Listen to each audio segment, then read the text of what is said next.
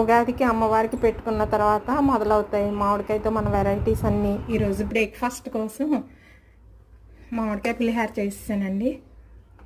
ఉగాది వెళ్ళింది కదా, ఇక మన ఇష్టం. రోటి పచ్చళ్ళు ఇలా మామిడికాయతో తురుముతో పులిహార, పప్పు మామిడికాయ కొబ్బరి పచ్చడి ఎన్నో రకాలు చేసుకుంటాం కదా. ఒక్కొక్కటి ఒక్కో రోజు ఒక్కో వెరైటీ దొరికినంతకాలం. ఈరోజు మామిడికాయ పులిహార బ్రేక్ఫాస్ట్ కోసం చేసాను.